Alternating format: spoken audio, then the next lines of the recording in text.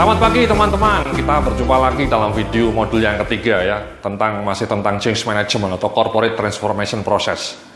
Jadi dalam video sebelumnya saya sudah ngasih tugas kepada Anda ya untuk mencoba menganalisa faktor-faktor apa yang mendorong adanya perubahan dalam kantor di mana Anda bekerja atau perusahaan di mana Anda bekerja, dan kemudian faktor-faktor apa yang menghambat ya, sehingga Anda merasa bahwa perubahan itu agak sulit dilakukan. Saya memberikan contoh, mungkin contoh kasus ya, misalnya kayak Telkom. Ya, Telkom itu perusahaan besar, BUMN besar, salah satu perusahaan terbesar di Republik ini ya. Mereka juga berkali-kali melakukan proses transformasi, meskipun kadang-kadang berhasil, kadang-kadang tidak. Ya. Salah satu keberhasilan mereka yang mendirikan perusahaan Telkomsel, Mas ya. Itu keputusan yang paling strategis itu. Kalau saja Telkom dulu tidak memutuskan untuk mendirikan Telkomsel, hari ini mereka mungkin sudah kolaps ya. Karena mayoritas pendapatan Telkom itu disumbang oleh Telkomsel. Mayoritas Mas, mayoritas profitnya sangat mayoritas ya, disumbang oleh Telkomsel. Tapi mereka juga berkali-kali mengalami kegagalan ketika melakukan proses perubahan ya. Perubahan terutama dalam perubahan produk-produk baru ya. Mereka pernah memperkenalkan Flexi, akhirnya ditutup Mas ya, Flexinya dihapus. Mereka juga pernah mendirikan Telkom Vision. Telkom Vision-nya juga gagal dijual ke Trans Group. Mereka kemudian punya Speedy, dan sekarang pun Speedy-nya pelan-pelan akan dikubur, diganti oleh IndiHome. Ya, fiber optic IndiHome. Sekarang sedang kampanye besar-besaran ya IndiHome. Mudah-mudahan berhasil. Itu salah satu proses ini Mas ya, proses perubahan-perubahan yang dilakukan Telkom. Jadi kalau coba kita analisa faktor apa yang membuat Telkom mau melakukan perubahan itu, yang pertama mungkin itu tadi, digital explosion. Ya, masa depan itu ya mobile explosion, mobile smartphone. Orang sudah tidak pakai lagi telepon rumah Mas ya. Kapan terakhir kali Anda pakai telepon rumah Mas ya? Mungkin sudah lama ya. Semua pakai handphone. Jadi itu mendorong mereka melakukan perubahan, karena kalau tidak ya kolaps.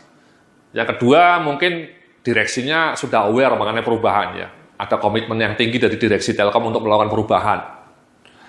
Yang ketiga, mereka masih punya uang banyak, ya, cash-nya masih banyak, cash flow-nya. Jadi belum begitu, justru cash flow ini harus dialokasikan untuk memproduksi peluang-peluang baru. Ya. Dan yang keempat, mereka punya infrastruktur yang besar, mungkin infrastruktur yang bagus ya.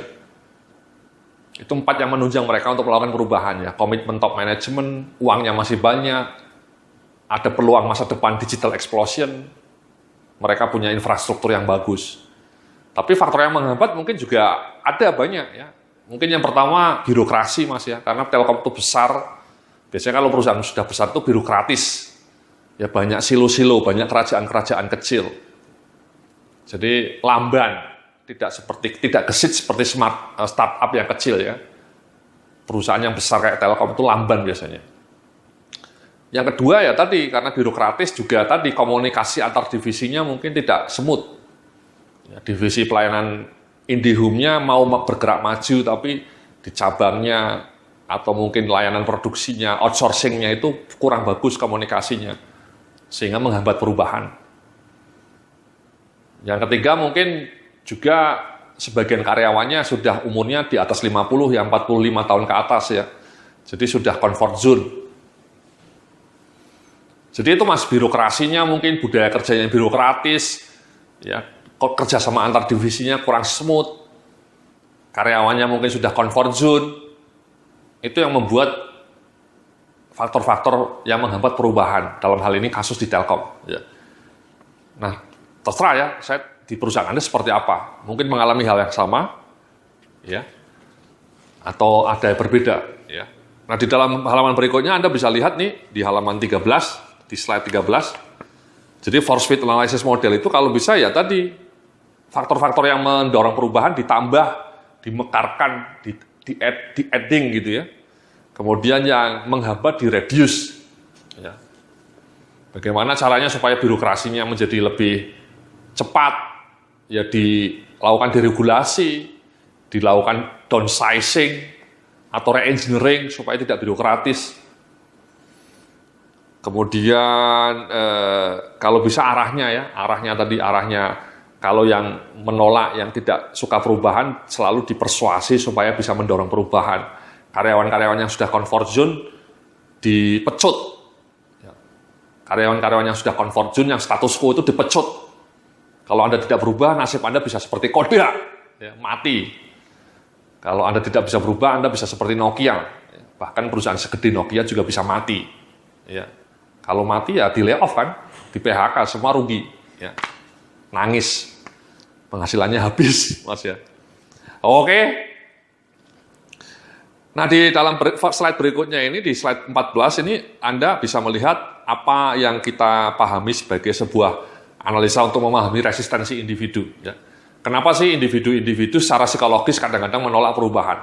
Ya, resistance terhadap perubahan. Itu ada banyak faktor, Mas. Yang pertama kebiasaan atau habit. Ya, ini paling susah nih ya. Kalau orang itu sudah comfort zone, ya misalnya tiba-tiba Anda disuruh pindah ke Bengkulu kerjanya atau ke Medan, itu kan kadang-kadang butuh adjustment. Ya. Jadi, atau sudah terbiasa melakukan proses seperti ABC, tiba-tiba suruh berubah XYZ. Sama tadi seperti Kodak, sudah sangat terbiasa memproduksi kamera analog, tiba-tiba disuruh membuat produk digital yang sama sekali baru. Ya, itu kan bingung. Ya. Jadi bingung. Sama seperti Microsoft. Microsoft itu sekarang di dunia mobile kurang begitu bagus. Ya, smartphone Windows itu tidak begitu dominan dalam dunia smartphone ya. Operating system smartphone kan didominasi oleh Android, Mas ya. Android sama iOS, Apple operating system. Ya. Nah, kenapa seperti itu? Barangkali dulu karena engineer-engineer di Microsoft sudah sangat terbiasa membuat operating system untuk desktop, untuk PC, untuk laptop. Mereka tidak pernah terbiasa membuat operating system untuk smartphone. Ya, untuk smartphone. Jadi mereka kaget.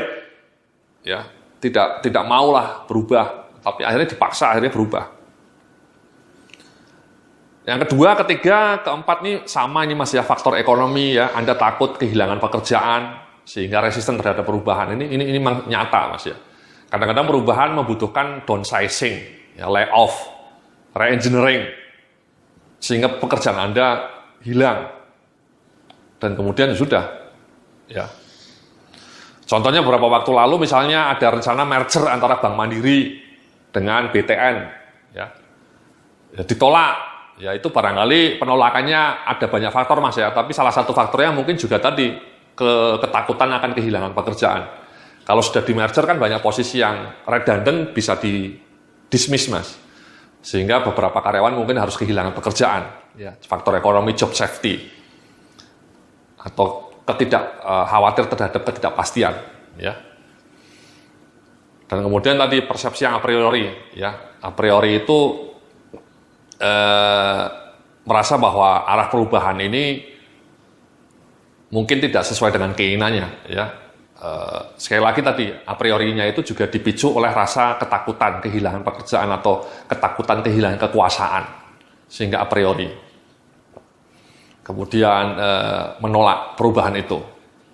Jadi itu resistensi individu Mas ya. Ya, tapi yang paling sering itu menurut pengamatan saya yang pertama ini Mas, habit. Mengenai keterampilan, ya skillsnya, habitnya sudah old habit, jadi berubah yang baru itu tidak mudah. Yang kedua masalah faktor ekonomi. Nah, di slide berikutnya kita juga melihat ada apa yang disebut resistensi organisasi. Jadi yang resisten itu tidak hanya individu, ya organisasi juga bisa resisten. Ya. Sama ini Mas, karena biasanya mereka mungkin juga rebutan kekuasaan ya. Ada silo-silo, ada departemen-departemen yang berkuasa, departemen marketing, departemen produksi, departemen finance. Itu kalau perubahan mungkin mereka saling mempertahankan kepentingan departemennya masing-masing gitu ya Mas ya. Jadi ini perang, konflik antar departemen itu sering muncul sehingga menggagalkan proses perubahan. Atau tadi budayanya berorientasi pada status quo, ya status quo. Jadi departemennya pun semuanya status quo. Ya, misalnya contohnya Sony Mas ya. Ini menarik ini Mas ya. Dulu ketika ide pertama PlayStation itu mau dimunculkan oleh salah seorang anak muda karyawannya Sony namanya Ken Kutaragi, itu karyawan-karyawan senior di Sony itu tertawa terbahak-bahak Mas. Ngapain kita bikin mainan tuh anak-anak, apa ini PlayStation ini? Ya, Ken Kutaraginya menangis Mas. Dia menangis, terseduh-seduh karena ide barunya itu ditolak dengan mentah-mentah, disepelekan. Dianggap oleh senior-seniornya sebagai sebuah mainan anak-anak yang tidak ada gunanya. Senior-seniornya itu berasal dari divisi televisi, divisi audio. Ya. Saat itu divisi televisi sama audio Sony itu dewa, Mas. Dewa. Ya, mereka fokus pada status quo. Jadi ketika ada anak muda, karyawan muda namanya Ken Kutaragi, mau mengusulkan PlayStation, ditolak mentah-mentah karena ini barang baru, tidak sesuai dengan kerajaan kami. Kerajaan kami ya televisi sama audio. Ya. Untung Ken Kutaraginya itu gigih, Mas. Dia lari ke board of director-nya, dia lari ke dewan komisarisnya, dia duduk menunggu berjam-jam di depan pintu CEO ya. Jadi CEO-nya sedang rapat, dia duduk di depan kantornya, di depan ruangannya untuk membujuk CEO-nya. Jadi CEO-nya rapat. Berjam-jam dia tunggu sampai rapatnya selesai dan dia membujuk CEO-nya. Dia dengan gigih meyakinkan CEO dan direksinya bahwa ide ini bagus. Akhirnya dengan cukup setengah hati ya, ide PlayStation itu disetujui. Dan Anda semua sudah tahu sejarahnya ya. PlayStation sekarang menjadi dewa penyelamat Sony ya. Kalau Sony itu tidak punya PlayStation, diramalkan banyak orang sudah mati itu Sony itu. Karena pendapatan dari televisinya hancur karena Samsung dan LG. Audionya juga sudah hancur karena iPod, ya, dan kemudian smartphone-nya juga berkali-kali gagal, ya, kalah bersaing dengan Samsung, kalah bersaing dengan Xiaomi. Untung mereka masih punya ini, Mas, masih punya PlayStation yang sukses. PlayStation itu dalam sejarah Sony merupakan produk yang paling legendaris setelah Walkman ya. Walkman itu tahun 70-80-an Walkman ya. Kalau Anda generasi 80-an, 90-an itu pasti kenal Walkman, Mas. Tapi kalau Anda lahir tahun 2000 ke atas, ya sudah tidak kenal Walkman. Walkman itu apa? Ya. Yang kedua PlayStation, Mas. Jadi kenapa Ken Kutaragi idenya ditolak mentah-mentah ya? Karena itu tadi, mungkin senior-seniornya budayanya berorientasi pada status quo. Ya, status quo. Jadi menolak ide-ide baru. Ya. Nah ini namanya resistensi organisasi. Jadi berbahaya itu. Jadi kadang-kadang sebenarnya itu kalau ada ungkapan musuh terbesar Anda itu bukan kompetitor sebenarnya. Musuh terbesar diri Anda itu ya diri Anda sendiri. Nafsu Anda sendiri. Sony, Kodak, Nokia itu mungkin musuh terbesarnya bukan Samsung, bukan Android, bukan LG, bukan Apple, tapi diri mereka sendiri yang terlalu berorientasi pada status quo. Ya. Bangga dengan kejayaannya masa silam. Too much love will kill you. Too much love will kill you. Ya. Terlalu mencintai produkmu sendiri bisa mati. Ya. Ya itu cerita, Mas, mengenai Sony. Nah yang berikutnya ini di fase halaman 16 ini Anda bisa melihat 4 fase masa transisi perubahan. Ya. Jadi ada 4 fase ini, Mas ya. Denial yang pertama fasenya, kemudian resistant, kemudian exploration, kemudian commitment. Ya. Ini fase 4 ini bisa digunakan untuk menjelaskan individu maupun organisasi ya. Jadi ketika Anda sebagai seorang individu, sebagai seorang pribadi mencoba melakukan perubahan itu biasanya ada 4 fase ini, Mas. Ya. Ada denial, ada resisten, kemudian eksplorasi, kemudian komitmen. Ya. Fasenya seperti itu. Nah pertanyaannya emang kadang-kadang orang langsung bisa komitmen atau eksplorasi ya. Kalau anak-anak muda yang progresif bisa melompat langsung, dia tidak denial, tidak resisten, langsung eksplorasi, bahkan langsung komitmen ya. Orang-orang yang istilahnya itu responsif ya. Tapi kalau kebanyakan orang ya sebagian orang seperti ini, Mas, denial dulu, resisten, eksplorasi, komitmen ya. Jadi di slide 17 ini coba lihat Anda di slide 17 ya. Jadi tanda perilaku pada setiap fase ya. Misalnya di denial itu ya seperti ini, Mas, kalimat-kalimatnya. Ya, hal itu tidak mungkin terjadi di sini ya. Ini nomor 2 ini, Mas. Sama tadi saya bilang, ketika Nokia bilang Android itu semut kecil merah, nggak mungkin dia mengalahkan kita, nggak mungkin. Itu kata-kata denial itu, Mas. Ya. Menolak perubahan. Ya. Atau nomor 4, menolak mendengar informasi baru. Ini banyak ini. Mungkin orang-orang Kodak waktu itu sudah banyak ya data-data yang menyebutkan bahwa masa depan itu digital, masa depan itu analog akan mati. Tapi informasi itu mungkin tidak mau mereka dengar. Itu namanya dalam dunia psikologi namanya confirmation bias, Mas. Confirmation bias itu artinya Anda hanya mau membaca berita atau informasi yang sesuai dengan keinginan Anda. Ya, kalau berita-beritanya tidak sesuai dengan pilihan Anda cuek. Contohnya dulu ketika pemilu presiden misalnya ya, Anda milih si X, Anda hanya dengan sukacita membaca, mendengarkan berita-berita yang mendukung si X. Ya, Anda tidak begitu suka dengan berita-berita yang mendukung si Y. Itu namanya confirmation bias. Sama ini mungkin orang-orang Kodak sudah tahu bahwa masa depan itu revolusi akan terjadi, revolusi digital. Data-datanya mungkin sudah muncul. Tapi mereka masih menolak perubahan itu. Sama sekarang Nikon sama Canon juga ketakutan ini, karena data-data sudah mulai muncul bahwa masa depan kamera digital itu akan mati juga, digantikan smartphone. Sementara Nikon sama Canon kan nggak punya smartphone, Mas. Mereka murni produsen kamera. Ya. Dan jangan salah ya, salah satu revenue terbesar Canon itu kamera digital yang pocket itu. Yang kamera premium dari Canonnya mungkin bagus ya, terkenal, tapi revenue-nya menyumbang revenue-nya tidak setinggi kamera yang biasa itu, kamera digital yang pocket itu. Nah, yang digerus oleh Canon sama Nikon kan kamera pocketnya itu, Mas. Sudah habis. Karena orang tidak mau lagi beli kamera digital pocket. Ngapain beli kamera digital pocket? Smartphone semua sudah megapiksel semua ya, 10 atau bahkan 20, bahkan 30 megapiksel. Jadi ini Mas, denial itu seperti itu ya. Tidak perlu berubah lah, ngapain. Ya. Nah, yang berikutnya adalah resisten ya, kemarahan ya, sikap menyalahkan orang lain, mengeluh ya. Jadi biasanya menyalahkan top management ya. Apalagi kalau top manajemennya mencela-mencela ya, Mas ya. Biasanya Anda punya kerja di perusahaan, top manajemennya tidak konsisten ya, tidak jelas. Itu juga bisa menimbulkan apatisme, sinisme di kalangan karyawan kalau top manajemennya bahkan tidak punya komitmen untuk perubahan. Jadi wajar muncul resistennya karena merasa tidak ada informasi yang jelas. Ya. Nah, yang paling bagus ini exploration ya. Exploration itu artinya sudah mau melihat kemungkinan, mencari sumber daya. Dan yang kelima ini mencari keterampilan baru. Ya, jadi exploration ini yang paling kunci nomor 5 ini, Mas. Oke lah, Anda secara psikologis sudah mau menerima perubahan. Sudah sadar bahwa perubahan itu keniscayaan. Kalau tidak berubah Anda mati. Seperti Nokia ya. Nah, pertanyaannya adalah apakah perubahan-perubahan itu Anda siap perubahan itu nggak dengan keterampilan baru, dengan skills baru ya. Jadi itu tidak mudah juga, Mas ya. Jadi tadi saya memberikan contoh kalau bank misalnya, kalau Anda kerja di bank semua harus pakai IT yang canggih, mobile banking. Nah, bank Anda punya nggak engineer-engineernya ya? Punya engineer-engineer yang tangguh nggak untuk membuat mobile apps gitu ya? Kalau tidak punya ya Anda bisa kolaps, tidak bisa bersaing. Ya.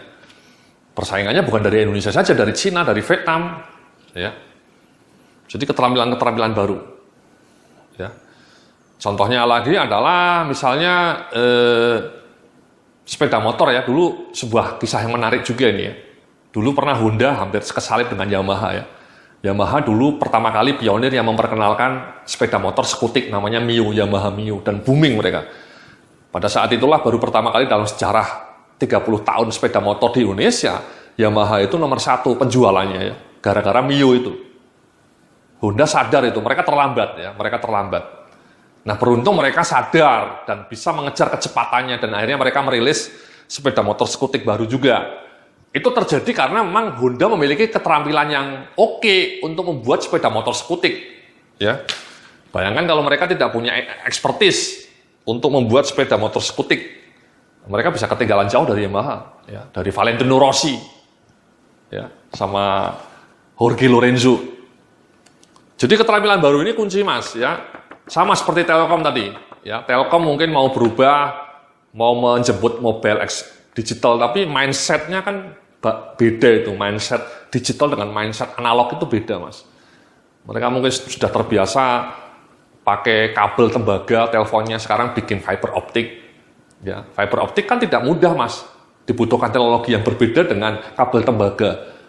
Bisa nggak itu Telkom punya tenaga-tenaga baru di bidang fiber optik? Kalau tidak canggih ya, bottleneck IndiHome-nya bisa kolaps. Dan sekarang sudah terjadi, Mas, ya, banyak keluhan mengenai IndiHome. Layanannya tidak stabil, ya. Mungkin karena fiber optiknya tidak begitu cepat, ya. Tenaga ahlinya tidak banyak, Nah, itu kan bisa menghambat perubahan. Dan yang terakhir ini adalah komitmen Mas ya, komitmennya bagus ya, baguslah ini, sudah visi, sudah fokus, sudah ada kerjasama tim. Ya. Jadi itulah Mas, 4 fase ketika kita mencoba melakukan perubahan ya, dari denial, kemudian resistance, kemudian exploration dan komitmen. Ya.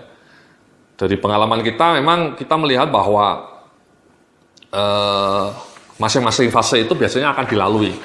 Dan kita akan membahas dalam video berikutnya bagaimana mengelola fase-fase itu dengan optimal. Terima kasih, sampai jumpa di video pembelajaran berikutnya.